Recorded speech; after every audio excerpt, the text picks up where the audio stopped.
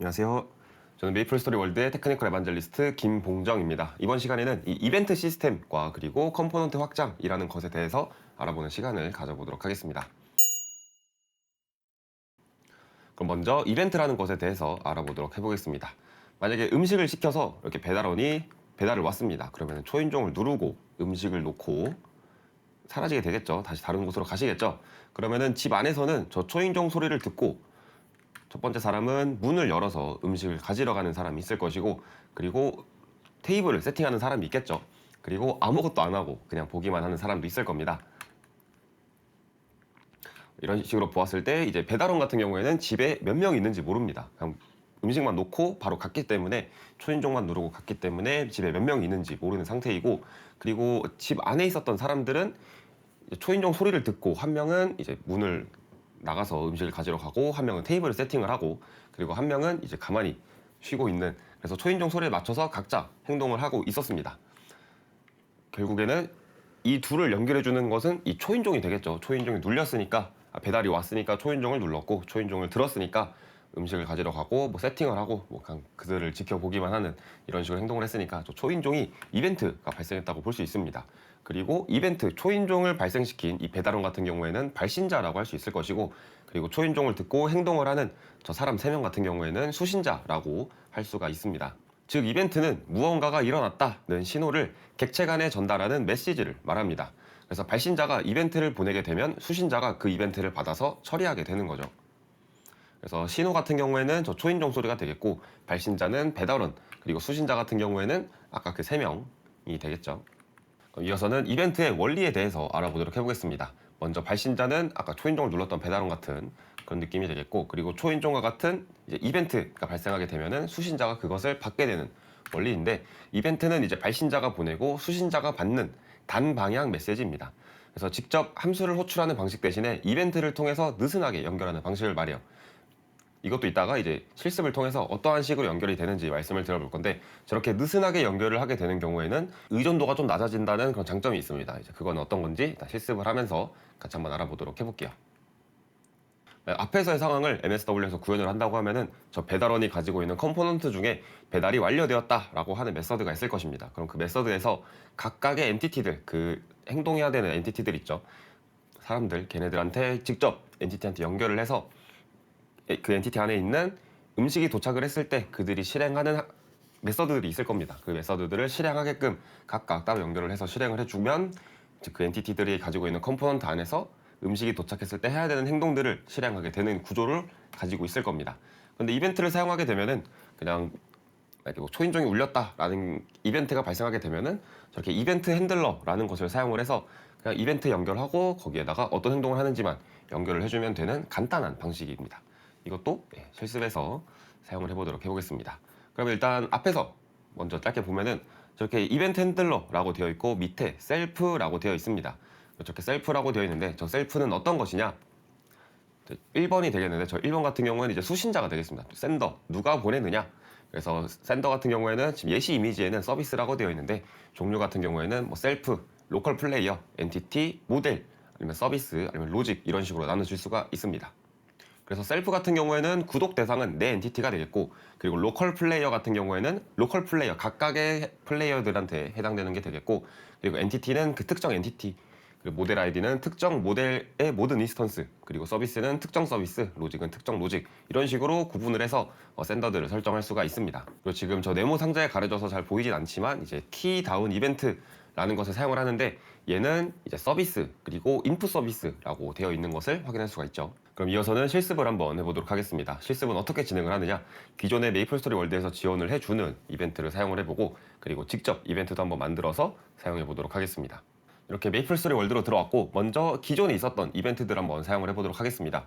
그래서 일단은 컴포넌트에서 이벤트를 설정할 수 있기 때문에 add new 컴포넌트로 바로 디폴트 플레이어한테 컴포넌트를 만들어 주도록 하겠습니다. 그래서 my 컴포넌트라고 하는 이름으로 새롭게 만들어 줬고, 여기에서는 이벤트를 추가를 해볼 건데, 아까 화면에서 예시로 잠깐 보여드렸었던 키다운 이벤트라는 것을 사용해 보도록 할게요.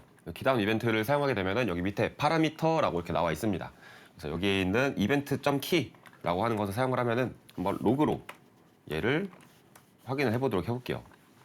여기서 실행을 해주고 여기서 키보드 버튼을 누르게 되면은 QWER, A, S, D, F, 뭐 Z, X 이러한 기본 키보드도 입력이 되고 그리고 방향키 그리고 뭐 컨트롤 키, 뭐 알트 키, 뭐 시프트 키, 탭 키 아니면 뭐 홈 버튼 이러한 버튼들도 다 인식이 되는 것을 확인할 수가 있습니다. 그럼 얘네가 어떻게 인식이 되는 거냐? 여기 저희 네이티브로 제공되는 것 중에 여기 키 다운 이벤트라고 하는 게 있습니다. 여기에서 키가 눌렸다. 그 키가 무엇이다 라고 하는 것을 여기 event.key라는 곳을 통해서 제공을 해주는 것이고 그리고 키가 눌렸을 때만 로그가 발생하고 있죠. 앞에서 말씀드렸듯이 이벤트는 무언가가 발생했을 때 발신자에서 수신자한테 전달을 해준다 라고 했었습니다. 그래서 지금은 발신자가 인풋 서비스가 되겠고 이벤트 같은 경우에는 그냥 키 입력이 되겠죠. 그러면은 다른 것도 한번 해보도록 하겠습니다. 그러면은 UI에다가 디폴트 그룹에다가 새로운 UI 스프라이트라는 것을 추가를 해주고 UI 편집 모드로 넘어가서 그리고 UI 스프라이트를 크기를 좀 키워주도록 하겠습니다. 화면을 꽉 채우게 해주고 레프트, 라이트, 탑, 바텀 조절을 해서 UI 스프라이트가 화면을 꽉 채울 수 있게 설정을 해주도록 하겠습니다. 그리고 이 엔티티한테 똑같이 컴포넌트를 추가를 해주도록 하는데 이름을 UI 컴포넌트라고 지어주도록 할게요. 그리고 이벤트에다가 어떤 걸 넣어줄 거냐? 터치다운 이벤트라는 것을 넣어줄 겁니다. 얘는 터치다운이니까 PC 환경에서는 마우스 클릭이 될 것이고 모바일 환경에서는 화면 터치가 되겠죠. 그래서 여기도 보면은 엔티티, 뭐 터치 아이디, 뭐 터치 포인트라고 되어 있는데 얘네를 한번 다 같이 로그로 한번 만들어 보도록 하겠습니다. 그럼 이런 식으로 작성할 수가 있겠죠. 그럼 이 상태에서 실행을 하게 되면은 이 터치 이벤트에서 발생하는 이벤트의 엔티티 프로퍼티, 터치 아이디 프로퍼티, 그리고 터치 포인트 프로퍼티 이렇게를 확인할 수가 있을 겁니다. 그럼 시작을 해서 마우스를 클릭해 보면은 지금 마우스 0이라고만 로그가 나오고 마우스 우측 버튼 누르면은 마우스 1 그리고 힐 버튼을 누르게 되면은 마우스 2라고만 나오고 있습니다. 그러면은 저희가 원했던 로그들이 아니죠. 그래서 얘를 어디서 나오는지 확인을 해보면은 키다운 이벤트라는 곳에서 발생한 것을 확인할 수가 있습니다. 저희가 확인하려고 했었던 건 UI 컴포넌트에 있는 터치 다운 이벤트에서 발생을 하는 이 세 가지 로그였는데 발생하지 않고 있죠. 그 이유는 이제 네이티브로 제공되는 이벤트들 같은 경우에는 필수로 있어야 하는 컴포넌트들이 존재하고 있습니다. 터치 이벤트 같은 경우에는 UI 터치 리시브 컴포넌트와 같이 사용이 돼야 합니다. 그래서 UI 터치 리시브를 추가를 해주고 여기에서 실행을 해보게 되면 한 곳을 클릭하게 되면은 마우스 0 같은 경우에는 키다운 이벤트가 되겠고 나머지들이 이제 방금 전에 설정했었던 터치 이벤트, 터치다운 이벤트에서 실행이 되는 로그들이겠죠. 그래서 지금 왼쪽 클릭했을 때 엔티티 같은 경우에는 이 엔티티가 되겠죠. 여기 UI에 있는 저희가 추가했었던 이 스프라이트가 될 것이고 그러면은 나머지가 좀 안 크게 다 일단 로그로 처리를 해보도록 하겠습니다. 엔티티는 어차피 이 엔티티니까 그거는 상관없을 것 같고 다시 한번 실행을 해보도록 하겠습니다. 그러면은 터치 아이디랑 터치 포인트만 발생하는 것을 확인할 수가 있죠. 왼쪽 마우스 버튼 같은 경우에는 마이너스 1 그리고 힐은 마이너스 3 우클릭 같은 경우에는 마이너스 2 이런 식으로 되어 있고 좌표 같은 경우에는 아마 여기 왼쪽 최하단 부분 이 근처가 2, 하고 13 정도가 되네요. 이 부분이 0,0 쪽에 가깝다는 걸 알 수 있고 가장 우측 상단을 한번 그 근방을 찍어보게 되면은 1917, 1978로 되어 있네요. 이 화면이 1920, 1080 기준으로 되는 거니까 좌표가 잘 나오는 것을 확인할 수가 있습니다. 그러면은 이벤트를 한번 만들어 보도록 해보겠습니다. 일단 얘네들을 전부 다 주석 처리해서 보이지 않게 만들어주고 이벤트 같은 경우에는 똑같이 워크스페이스에서 마우스 우클릭 하신 다음에 스크립트에서 이벤트 타입이라는 것을 선택을 해서 만들어 주시면 되겠습니다. 그래서 이벤트 타입 클릭을 해주시고 여기다가는 마이 이벤트라고 이름을 지어주도록 하겠습니다. 들어가서 보시면은 프로퍼티랑 메서드만 있죠. 다른 컴포넌트 같은 경우에는 이벤트 핸들러를 사용할 수 있는데 이 이벤트는 사용할 수가 없습니다.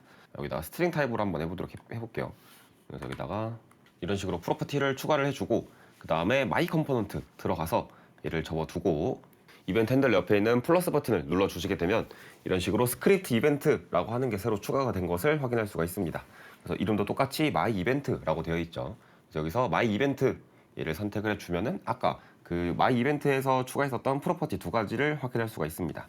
그럼 얘네도 다 지워주고 로그로 띄워줄 수가 있겠죠. 이런 식으로 로그로 설정을 해줬습니다. 일단 이 UI 스프라이트 같은 경우에는 일단 지워주고 그 다음에 맵에다가 타일을 잠깐 깔아주도록 하겠습니다.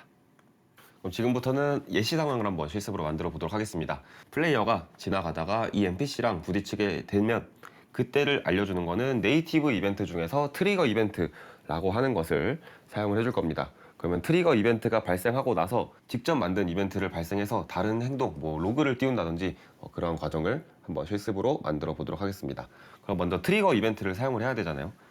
그럼 일단 이 엔티티한테도 컴포넌트가 하나 필요하겠죠. NPC1한테도 add new 컴포넌트에서 이곳에다가 트리거 이벤트, 트리거 인터 이벤트라고 하는 것을 사용을 해줄 겁니다.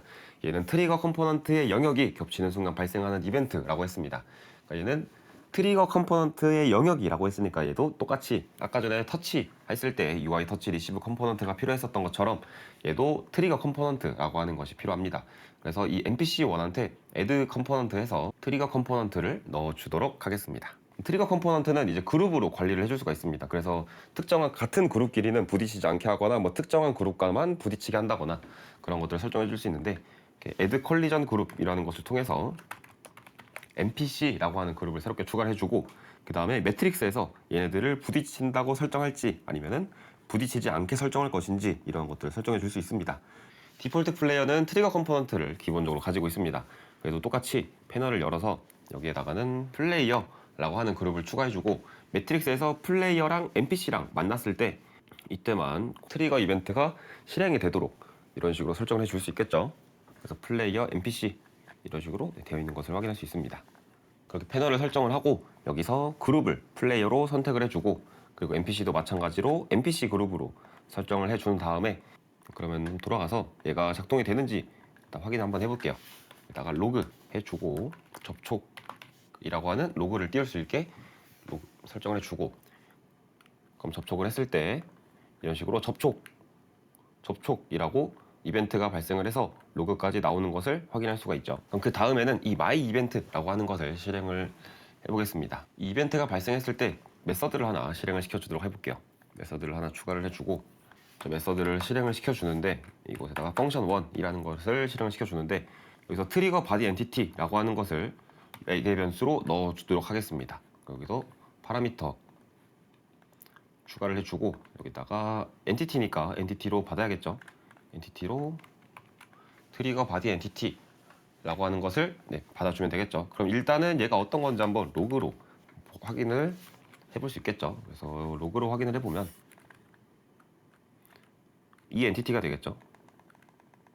이 엔티티는 이제 부딪혔을 때 트리거된 엔티티가 어떠한 엔티티냐라는 것을 알려주는 프로퍼티가 되겠습니다. 그러면은 얘가 결국에는 플레이어잖아요. 그러면은 이 플레이어한테 부딪히는 플레이어한테 있는 my 컴포넌트라고 하는 게 있었죠. 이 my 컴포넌트 안에다가 부딪히고 나서 실행되는 애를 넣어줄 수도 있겠습니다. 마법사님 안녕하세요 라고 하는 로그를 띄워보도록 해볼게요. 그럼 다시 NPC한테 돌아가서 이 안에 있는 function1을 실행을 시켜주면 되겠죠. 한번 해볼게요 일단은. 그럼 접촉을 하고 나서 마법사님 안녕하세요 라고 하는 것도 이렇게 확인할 수가 있죠. 그럼 이제 이 이벤트를 연결을 시켜줄 겁니다. 그럼 이곳에다가 여기다가 my 이벤트 라고 하는 것을 넣어주고 send 이벤트라고 하는 것을 사용할 수가 있겠죠. 그래서 이벤트를 보내주는 거죠. 그러니까 자기 자신이 수신자가 돼서 또 받은 다음에 이제 자기 자신의 발신을 하는 걸로 만들어 보도록 하겠습니다. 이벤트를 보내게 되면은 이 이벤트가 이 my 이벤트가 실행이 되니까 로그로 이 이벤트 안에 있었던 푸드의 이름이 나오게 될 겁니다. 그럼 한번 실행을 해봐서 잘 되는지 확인해 볼게요. 접촉을 하면은 이렇게 치킨 콜라라고 나오는 것을 확인할 수 있죠. 그래서 처음에 접촉을 하게 되는 거는 네이티브 이벤트인 트리거 이벤트를 사용을 했고 그 이후에는 접촉된 엔티티인 플레이어가 가지고 있는 컴포넌트에 이제 이 function1이라고 하는 메서드가 실행이 되면서 이때 이제 이벤트를 발생을 시키는 거죠. 이 엔티티한테 어떤 이벤트, my 이벤트를 그래서 my 이벤트를 발생시키면서 이 my 이벤트에 있었던 로그를 이곳에다가 발생을 시켜서 이렇게 콘솔에서도 확인할 수 있는 것까지 확인을 했습니다. 그리고 다른 방식으로도 한번 이벤트를 사용을 해보도록 하겠습니다. 다시 UI로 들어와서 여기 디폴트 그룹에다가 버튼을 하나 추가를 한번 해주도록 할게요. 여기다가 버튼 하나 추가를 해주고 이곳에다가 텍스트 컴포넌트 좀 추가를 해서 클릭이라는 글씨가 보일 수 있도록 작성을 해주도록 하고 이런 식으로 버튼을 하나 만들어 줄 겁니다. 그러면은 이 버튼이 클릭되는 것도 이벤트겠죠. 그러면은 이 버튼한테 이벤트를 넣어줄 때는 아까 NPC한테 이벤트를 넣어줬었던 것처럼 얘한테도 똑같이 컴포넌트에다가 만들어주고 해야 되느냐? 그렇지는 않고 이번에는 다른 방법을 한번 만들어주도록 하겠습니다. 이번에는 로직을 한번 만들어주고 create 로직, 여기서는 my logic이라는 걸로 넣어주고 이곳에서 on begin play라는 것을 실행을 해서 시작하자마자 이곳에서 이벤트를 저 버튼이랑 연결을 시켜 줄 겁니다. 그러면은 일단은 저 엔티티를 알아야겠죠. 저 엔티티가 가지고 있는 거니까. 지금 하이어라키를 보시면은 얘가 토스트 그룹에 있는데 얘를 디폴트 그룹으로 일단은 옮겨주고, 그럼 그 다음에는 이 버튼에 엔티티의 주소를 복사를 해주고, 엔티티 서비스라는 것을 사용을 해서 get entity by pass 주소를 가져와서 해당 엔티티를 가져와주는 API를 사용을 해서 이 버튼에다가 엔티티를 지금 넣어줬죠. 그럼 여기서 이 버튼에다가 이벤트를 연결해 주는 겁니다. 어떻게 커넥트 이벤트라고 하는 것을 사용을 해서, 그래서 여기다가 어떠한 이벤트를 사용을 해주느냐, 버튼이 클릭되는 거니까 여기다가는 저희가 제공되는 이벤트들 중에서 버튼 클릭 이벤트라는 게 있습니다. 그래서 버튼 클릭 이벤트라는 것을 이런 식으로 연결을 해줄 수가 있는 거죠. 그리고 여기다가 버튼이 클릭됐을 때 무엇을 할 것인가, 핸들러, 이제 수신자가 행동을 하는 거니까 어떠한 걸 해주는 거냐를 이곳에다가 적어주도록 하겠습니다. 그래서 뭐 여기다가는 뭐 버튼 펑션이라고 이름을 지어주고, 버튼이 클릭됐을 때 어떠한 행동을 하게 할 것이냐, 여기다가는 또 간단하게 로그 한번 띄워보도록 하겠습니다. 버튼에 있었던 글씨처럼 클릭하고 느낌표 2개, 그리고 얘는 UI니까 이 서버 온리라고 되어 있는 것을 실행 제어를 클라이언트로 변경을 해줘야겠죠. 그 다음에 실행을 해서 이 버튼을 클릭을 하게 되면은 별도의 그 해당 엔티티한테 컴포넌트 만들고, 그리고 이벤트를 또 추가를 해서 그런 식으로 작성하지 않더라도 이렇게 로직 같은 곳에서 전체를 관리하기 쉬우니까 로직을 사용을 했습니다. 이곳에서 커넥트 이벤트라고 하는 것을 사용을 해서도 이벤트를 연결시켜 줄 수가 있다라는 것을 알 수가 있었습니다. 그럼 이어서는 이벤트를 사용하면서 알아야 되는 3가지를 알아보겠습니다. 먼저 첫 번째는 아까 방금 전에 직전에 사용했었던 커넥트 이벤트를 사용할 때 그 해당 대상은 반드시 이벤트, 로직, 서비스에만 사용이 가능합니다. 그래서 컴포넌트에는 사용할 수가 없다라는 것을 알아주셨으면 좋겠고, 그 다음은 반환값 저장 타입 같은 경우에도 반드시 프로퍼티의 any 타입으로 저장을 해야 됩니다. 만약에 인티저 타입으로 하면은 디스커넥트가 실패하게 될 수도 있기 때문에 반드시 any로 저장을 하셔야 되고, 이어서는 on end play에서 해제를 한다라는 것입니다. 앞에서 이제 커넥트 이벤트를 사용을 해서 저희가 이벤트를 연결하는 것을 보여드렸었는데, 얘는 반드시 디스커넥트 이벤트를 이제 on end play라는 곳에서 해줘야 됩니다. 얘를 만약에 하지 않게 되면은 메모리 부분에서 이제 누수가 생길 수 있기 때문에 on end play라고 하는 이벤트 메서드를 통해서 반드시 꼭 디스커넥트를 하셔야 됩니다. 그럼 이어서는 컴포넌트 확장이라는 것에 대해서 알아보도록 하겠습니다. 가끔씩 이제 컴포넌트들을 작성하거나 아니면은 뭐 제가 만들었었던 다른 강의들에서 보시면은 아래와 같은 컴포넌트들을 확인할 수가 있습니다. 보시면은 앞쪽에는 my 어택 컴포넌트고, 거기 뒤에는 어택 컴포넌트, 그 밑에는 my hit 컴포넌트, 그 뒤에는 그냥 hit 컴포넌트 이렇게 되어 있는데, 이름에서도 알 수 있듯이 기존 컴포넌트의 기능을 그대로 물려받아서 내 것을 추가하거나 바꿀 수 있는 컴포넌트를 이제 컴포넌트 확장이라고 말합니다. 그래서 컴포넌트 확장을 사용하는 경우는 3가지가 있는데, 첫 번째는 기능을 추가할 때 가장 위에 있는 것처럼 그냥 뭐 어떻게 기능을 추가해서 사용할 수가 있고, 두 번째는 기능을 덮어 쓰는 오버라이드가 되겠습니다. 이 오버라이드 같은 경우에는 예시로 이제 어택 컴포넌트를 한번 가져와 봤는데, 어택 컴포넌트에는 데미지를 계산을 하는 메서드가 있습니다. 그래서 지금 보시면 주석 처리되어 있는 걸 보시면은 얘는 이제 부모에게 물려받은, 부모가 가지고 있었던 계산 방식이 되는데, 얘를 주석 처리하고 리턴 값으로 그냥 99,999라고 하는 값을 반환하겠죠. 그래서 기능을 덮어서 99,999로 사용하게 한다라고 하는 것을 작성한 예시가 되겠습니다. 그리고 세 번째는 부모의 기능을 활용하면서 추가하는 방법이 되겠습니다. 위에랑 똑같이 어택 컴포넌트에 있는 데미지를 계산하는 메서드에서 사용을 했는데, 부모에서 계산을 한 이제 데미지 값에다가 이제 곱하기 3, 가장 밑에 있는 곱하기 3 처리가 되어 있죠. 그래서 부모의 기능을 활용하면서 내가 원하는 내용을 추가하는 이렇게 3가지 방식으로 사용을 할 수가 있겠습니다. 그럼 이어서는 컴포넌트를 확장하면서 이제 지켜야 하는 규칙들에 대해서 말씀을 드려보면, 첫 번째로는 앞에 예시에서도 잠깐 보여드렸지만 부모를 호출하는 경우에는 언더바 2개를 해주시고 그 다음에 베이스라고 적어주시면 되겠습니다. 그리고 오버라이드 하는 경우에는 부모의 실행 제어와 일치해야 된다 라고 하는 점도 있습니다. 그럼 얘도 똑같이 실습을 해볼 건데, 어떻게 실습을 해볼 거냐, 얘도 똑같이 스크립트 확장을 한번 해보는 것을 해보겠습니다. 이렇게 메이플스토리 월드로 돌아왔고 한번 이 NPC 컴포넌트라고 하는 아까 만들었었던 컴포넌트가 있었죠. 얘를 한번 확장해 보도록 하겠습니다. 확장할 때는 컴포넌트를 클릭하시고 마우스 클릭하셔서 익스텐드 클릭을 해주시면 되겠습니다. 엔터 두 번 누르시면은 익스텐드 NPC 컴포넌트 그리고 옆에는 NPC 컴포넌트 이렇게 나와 있는데 여기 왼쪽에 있는 거는 이제 아들, 자식 컴포넌트가 되겠고 확장된 컴포넌트 이름이 적혀 있고 그리고 우측에는 이제 부모의 컴포넌트 이름이 적혀 있는 것을 확인할 수가 있습니다. 여기서 메서드에서 플러스 버튼 누르면은 이렇게 오버라이드 할 수 있는 메서드가 나와 있죠. 지금 펑션 1이라고 되어 있는데 여기서 NPC 컴포넌트의 얘를 한번 변경을 해보도록 해볼게요. 여기를 헬로라고 변경을 해봤습니다. 그 다음에 확장된 NPC 컴포넌트를 확장한 컴포넌트에 들어가서 다시 메서드에서 플러스 버튼 눌러주시게 되면은 오버라이드 할 수 있는 메서드의 이름이 헬로로 변경된 것을 확인할 수가 있죠. 그래서 얘를 클릭을 해주시면은 이 NPC 컴포넌트가 가지고 있는 얘를 그대로 가져온 것을 이렇게 확인할 수가 있죠.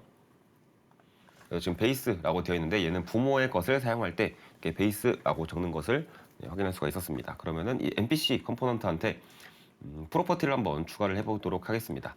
여기다가는 월드라고 넘버 타입으로 적어주고 다시 확장으로 들어와서 여기에서 로그를 하나 띄워줄 건데 이 로그는 셀프에 있는 월드라는 것을 사용할 겁니다. 근데 지금 보시면은 이 확장된 컴포넌트에는 프로퍼티가 아무것도 없죠. 그런데 이 NPC 컴포넌트 같은 경우에는 월드라고 하는 프로퍼티를 가지고 있습니다. 그래서 한번 실행을 해보면 여기에 있진 않지만 자식한테는 있지 않지만 부모한테는 있기 때문에 이 로그가 나오게 될 겁니다. 그러면 아까 그 마법사가 지워졌는데 잠깐 마법사를 다시 여기서 꺼내주고 이 마법사한테는 NPC 익스텐드 된 걸 확장된 컴포넌트를 넣어주도록 하겠습니다. 그리고 이름을 변경했기 때문에 여기 이벤트 발생할 때도 헬로라고 변경을 해주고 실행을 해보도록 할게요. NPC랑 부딪히면은 2.0이라고 나오는 것을 확인할 수가 있죠.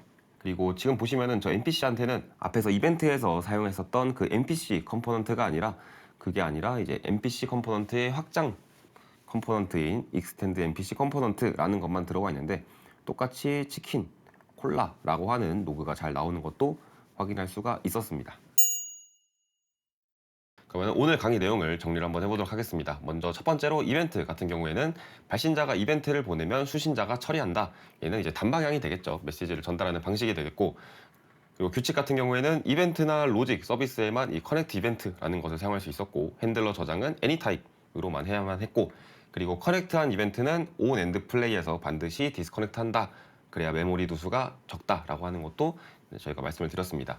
그리고 이벤트를 사용하게 되면은 아무래도 일일이 하나씩 코드를 작성하는 것보다는 따로따로 관리를 할 수가 있기 때문에 조금 더 유지 보수에도 조금 더 좋은 점이 있고 그리고 뭔가 좀 더 정리하기에도 뭔가 깔끔한 점이 있을 겁니다. 그리고 무언가가 발생했을 때라는 것을 확실하게 알 수 있기 때문에 이벤트를 사용하는 것을 적극적으로 권장드리고 있습니다. 그리고 두 번째로 알아봤던 내용은 컴포넌트 확장이 되겠습니다. 얘는 기존 컴포넌트의 기능을 그대로 물려받으면서 사용하는 게 되겠고 그리고 부모를 호출할 때는 언더바 2개 하고 베이스를 사용하면 되고 그리고 오버라이드를 하게 되는 경우에는 부모의 실행제와 동일해야 한다라는 것을 알아봤습니다. 그리고 예시에서는 이제 부모가 가지고 있는 프로퍼티를 자식도 사용할 수 있다라는 것도 한번 보여드렸죠. 이렇게 이번 시간에는 메이플스토리 월드에서 사용할 수 있는 이벤트 시스템 그리고 컴포넌트 확장 이렇게 두 가지 내용에 대해서 알아보는 시간을 가져봤습니다. 먼저 이벤트 시스템 같은 경우에는 이벤트는 사용하지 않는 경우에 계속해서 코드가 길어질 수 있고 수정해야 하는 경우에는 해당 코드를 찾아서 수정해야 된다는 불편함이 있을 수 있습니다. 그런데 이벤트를 사용하게 된다면 해당 부분의 불편함을 조금 줄일 수 있고 그리고 이벤트는 이제 발신자랑 수신자가 서로 직접 참조를 하지 않고 있기 때문에 의존성이 많이 낮아지게 됩니다. 그래서 이러한 장점들이 있기 때문에 이벤트 사용하시는 것을 권장드리고 있습니다. 그럼 이번 영상은 여기까지이고 영상이 도움이 되셨다면 구독과 좋아요를 부탁드립니다. 그리고 원하시는 주제가 있으시다면 댓글에 남겨주시면 저희가 꼭 영상으로 제작할 테니까 댓글 많이 남겨주셨으면 좋겠습니다. 그럼 다음 시간에도 크리에이터 분들에게 도움이 될 만한 영상으로 다시 찾아오도록 하겠습니다. 감사합니다.